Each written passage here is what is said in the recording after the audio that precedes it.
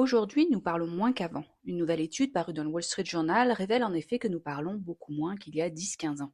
Des chercheurs ont analysé des enregistrements audio de la vie quotidienne de plus de 2000 personnes entre 2005 et 2019.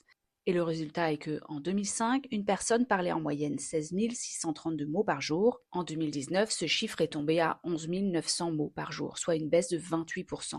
Alors pourquoi parle-t-on moins? L'étude avance plusieurs causes probables. 1. Le numérique remplace les échanges oraux. Avant, on demandait son chemin à quelqu'un et on commandait un café au comptoir.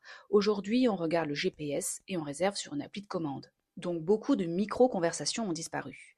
2. Les écouteurs ont fait leur apparition. Quand les gens portent des écouteurs, ils paraissent plus fermés ou indisponibles, ce qui réduit les interactions spontanées. Et 3. La vie communautaire est réduite. Selon les chercheurs, nous avons moins de foyers multigénérationnels et moins de participation religieuse ou associative. Les caisses sont automatiques et les services automatisés. Donc moins d'occasions naturelles de parler. Les jeunes sont encore plus touchés, les moins de 25 ans perdent encore plus de mots parlés que les plus âgés, 451 mots par jour de moins chaque année.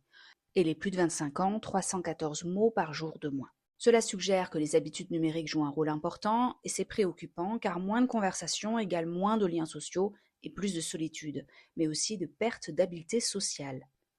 Parler avec quelqu'un demande d'écouter et de lire les émotions et de gérer les tours de parole. Ce sont de vraies compétences cognitives qu'on crée.